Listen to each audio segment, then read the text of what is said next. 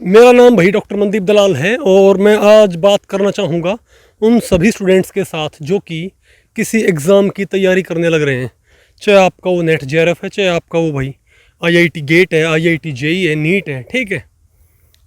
ये बात है 2010 की। 2010 में मैंने एक पेपर दिया था, एग्ज़ाम दिया था, जिसको बोलते हैं CSIR UGC net JRF chemistry या केमिकल साइंस। तो आपको सर ये एग्ज़ाम क्या होता है?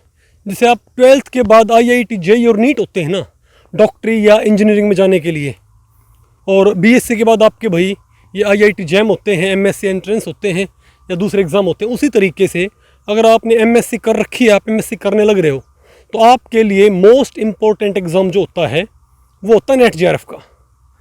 इवन अगर आप साइंस के फील्ड से नहीं है, मान लिया आपके पास भाई एमकॉम है या आपके पास आर्ट्स है, तो भी आपको नेट जेआरएफ देना पड़ता है। ये सभी यूनिवर्सिटीज़ में या कॉलेजेस में अगर आप अप्लाई करना चाहते हो लेक्चरर प्रोफेसर के तौर पे, तो आपके पास ये एग्ज़ाम होना ही होना चाहिए।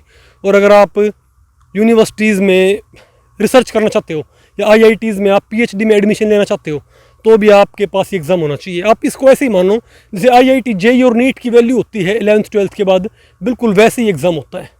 तो 2010 में जब मैंने पेपर दिया था, तो मैं जब एग्ज़ाम सेंटर पे पहुंचता हूं, तो मैं आपको तो पहली बात तो 5-6 महीने मैंने बहुत ही ज़बरदस्त अच्छे से बहुत मेहनत से तैयारी की थी, ठीक है।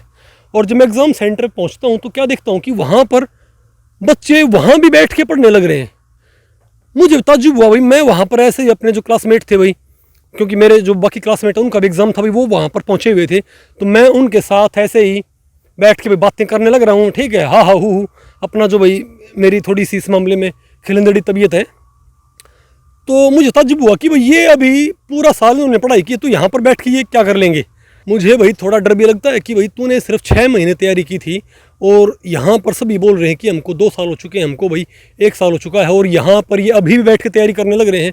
तो तेरा एग्ज़ाम तो होने से रहा, ठीक है, ये तेरे से कहीं ज़्यादा सिंसियर है। तो मुझे थोड़ा भाई डर लगा इस चीज़ का, लेकिन मुझे लगा भाई चलो कोई बात नहीं। और वहाँ पर क्योंकि मैंने ये भी देखा कि भाई बच्चों के चश्मे लगे हुए हैं पढ़ते पढ़ते, और बिल्कुल पागलों की तरह वहाँ बैठ के भाई तैयारी करने लग रहे हैं। 2 घंटे बाद या 1 घंटे उनका पेपर था, ठीक है। तो मुझे भाई थोड़ा सा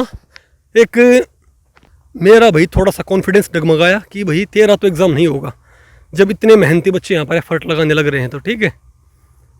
फिर मैंने सोचा चलो भाई कोई बात नहीं, आप पेपर देते हैं, जो भी होगा देखा जाएगा। मेरा काम है अपना कर्म करना, वो है ना भाई भगवद गीता में लिखा हुआ है, कर्म करो फल की इच्छा मत करो। तो मुझे लगा भाई अपना कर्म कर, देखी जाएगी। और मैं आपको बताऊं, उस वक्त एग्ज़ाम के 2 पार्ट होते थे, एक था सब्जेक्टिव, एक था ऑब्जेक्टिव। प्री और मेंस उसको बोलते थे। जो ऑब्जेक्टिव था उसमें आपके एमसीक्यूज़ क्वेश्चन आते थे, एमसीक्यूज़, ठीक है, जो मल्टीपल चॉइस क्वेश्चन होते हैं, और 100 नंबर का एग्ज़ाम होता था। अब जिसका प्री पास होता था उसी का सब्जेक्टिव एग्ज़ाम चेक होगा। अगर आप प्री में ही फेल होगे तो आपका सब्जेक्टिव यानी जो लिखने वाला पेपर होता है आपका, उसको आपका वो पेपर चेक ही नहीं करेंगे।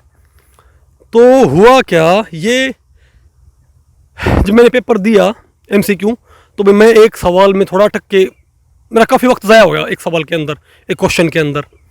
तो जब मैं भाई एग्ज़ाम दे के बाहर निकलता हूँ तो सारे बच्चे ये बोल रहे भाई कि मैंने 100 में से 90 क्वेश्चन कर दिए हैं, मैंने 100 में से भाई 95 क्वेश्चन कर दिए हैं। कोई ये भी कह रहा है कि मैंने 100 के 100 कर दिए हैं।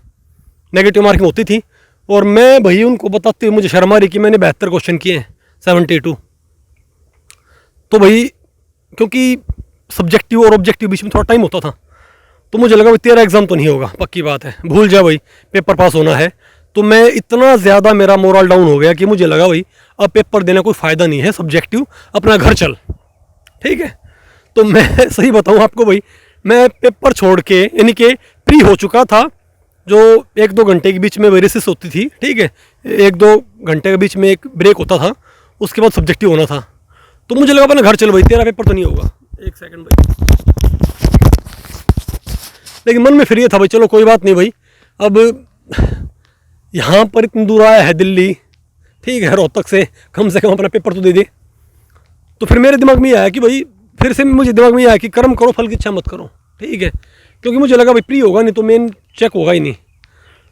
तो मैंने भाई मेंस दिया, हालांकि मैं बोलूँगा नहीं, लेकिन मेरा डेफिनेटली भी मोरल डाउन था, ठीक है। तो मुझे लगा भाई अब तो वेट करते हैं क्या होता है। तो जब रिज़ल्ट आया ना,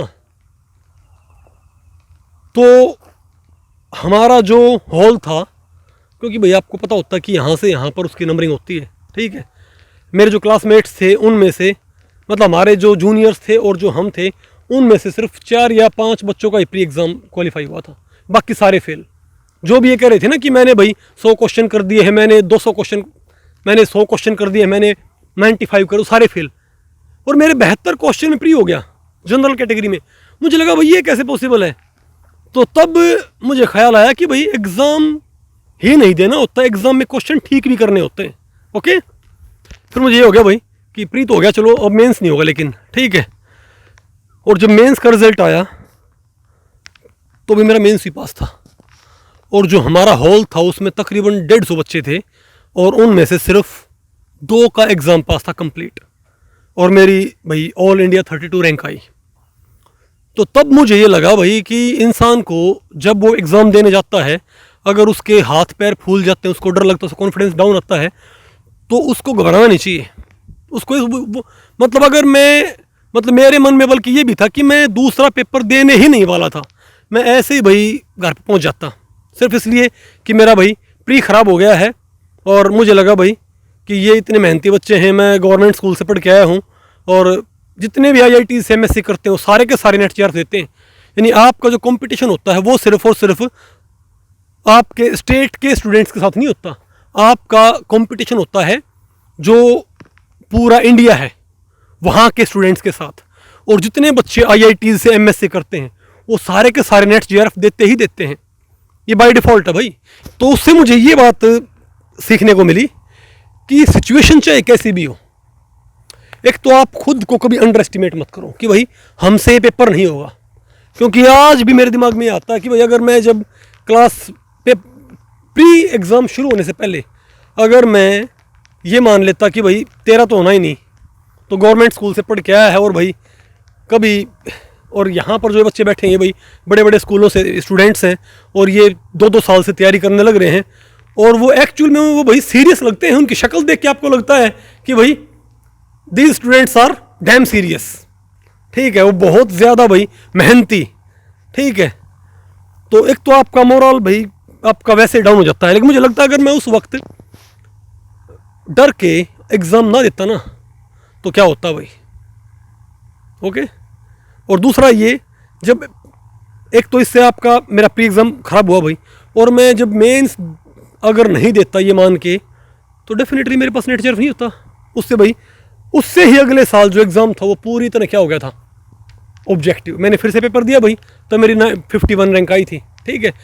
तो मैं आपको इस बारे में ये कहना चाहूँगा कि भाई आपके सामने जब आप एग्ज़ाम देने जाते हो ना, तो औरों को देख के खुद को जज मत किया करो कि भाई ये इतने साल से पढ़ रहे हैं तो इनका अभी तक नहीं हुआ तो हमारा कैसे होएगा।